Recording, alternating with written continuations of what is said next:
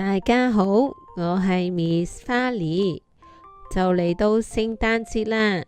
今日 Miss 花梨會同你哋畫一隻聖誕鹿，你哋準備好未呢？我哋一齊試下畫啦。首先，我哋畫一個方方地嘅形狀，呢一個呢，就係隻鹿嘅頭嚟噶啦。跟住畫一個倒轉嘅三角形，呢一個三角形就係隻鹿嘅鼻啦。然後呢，我哋要畫佢嘅嘴巴，佢嘅嘴巴呢，好似英文字母 W 咁嘅。跟住呢，我哋要喺鼻嗰度畫一條彎彎嘅線，另一邊都係彎彎嘅線。你有冇開始見到鹿嘅外形呢？然後我哋呢就幫佢畫眼睛咯。你可以呢就咁畫一點嘅眼睛又得，畫個咪咪笑嘅眼睛又得，或者係其他表情都得噶。跟住呢，我哋就會畫耳朵啦。鹿嘅耳朵有啲似一塊葉咁嘅，你哋望下。向上向下，又好似呢女孩子嘅條辮咁樣。跟住之後呢，我就會喺中間畫條痕，咁呢就可以見到係外耳啦，定係內耳啦。跟住就要畫一隻鹿好特別嘅特徵啦，就係呢，佢有兩隻角嘅。其實畫角就冇特別嘅要求嘅，不過我自己就中意彎彎地。另一邊都係一樣，你哋有冇覺得好似有兩把梳咁啊？畫完兩隻角之後，我哋就畫身體咯。首先，我哋畫一個好似英文字母 L 咁嘅，不過呢要斜斜地落去少少，然後就寫兩個一字，一，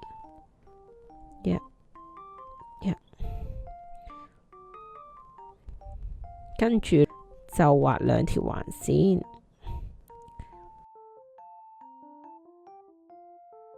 咁我哋就畫完佢第一隻腳啦。跟住呢，就畫第二隻腳，喺前面都係寫兩個一字啦。然後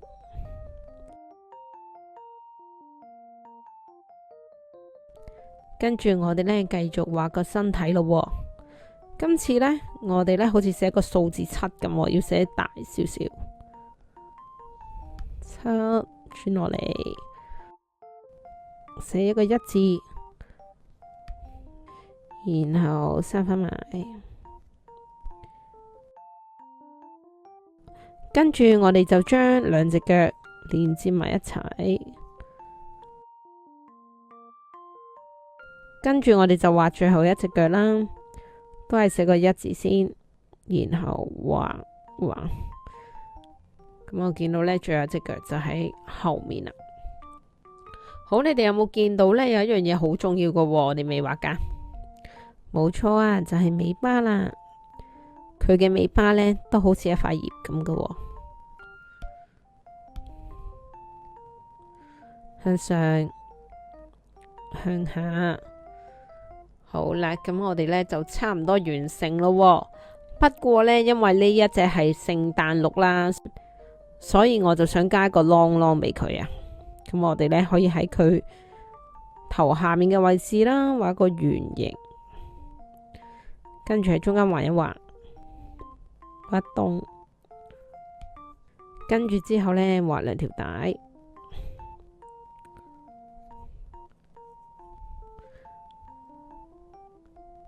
咁樣呢，就完成咗我哋呢一隻咁可愛嘅鹿咯。跟住呢，就去到油顏色嘅部分啦。首先我會用深啡色去油咗兩隻角，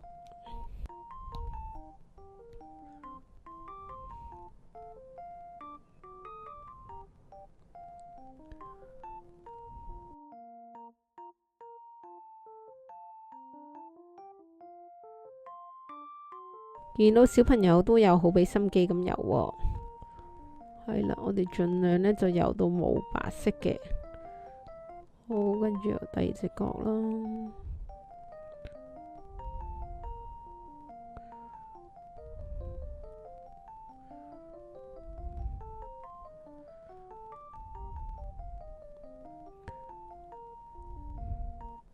跟住仲有乜嘢地方都係啡色嘅呢？冇錯啊，係陸地嘅部分都係啡色嘅喎。咁我哋又游啦。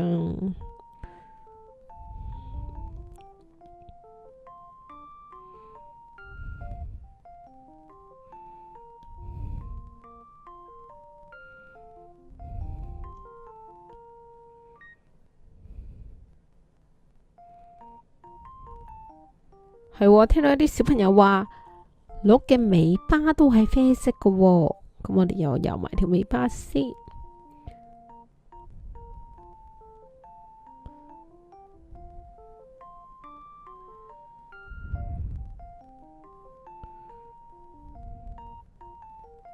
好啦，跟住之後呢，我哋就會游鹿嘅身體啦。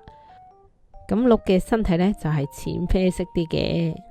咁我哋呢，又繼續游啦。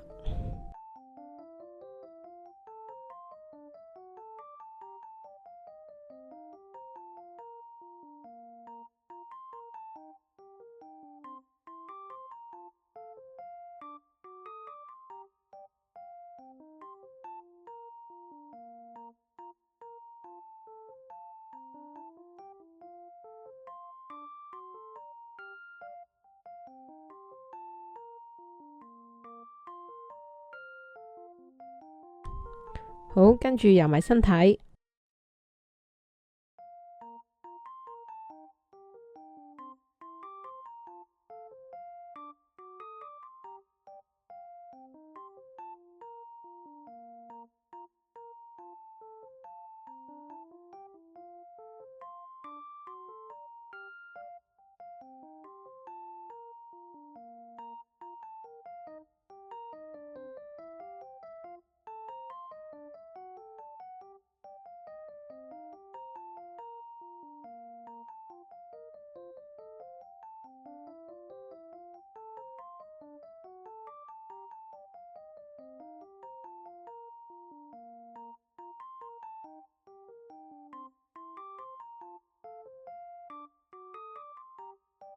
跟住我哋就游佢隻耳朵啦。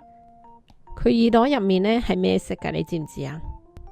冇錯啊，係粉紅色噶。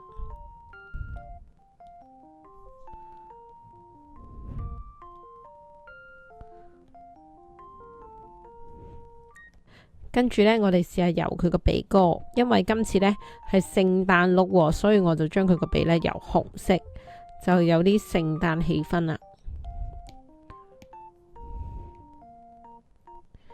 然後呢，佢個啷啷掛帶呢，我都揀咗用油紅色，你哋可以揀由其他顏色都得。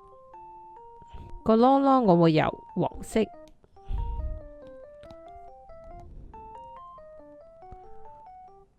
跟住呢，就係佢塊面啦。佢塊面呢，就係屬於肉色啦，或者好淺嘅啡色都得。我揀咗呢一隻色。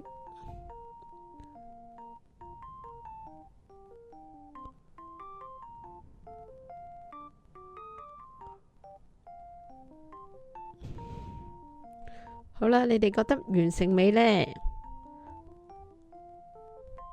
冇錯啊，未啊，好似爭少少嘢喎，知唔知道係咩啊？係啊，係鹿嘅花紋啊！依家呢，我會加少少橢圓形，我都係揀淺啡色偏白色嘅。呢度3點，再加多3點。然後呢個身體我都會加3點，1、2、3。最後我想令到呢一隻鹿呢更加可愛，跟住又會加啲胭脂俾佢。今日呢，我嘅聖誕鹿就畫完啦，你哋又畫成點呢？歡迎你哋可以喺下面嘅網址同我分享你哋嘅畫作喎。希望可以見到你哋嘅作品，我哋下次再見，拜拜。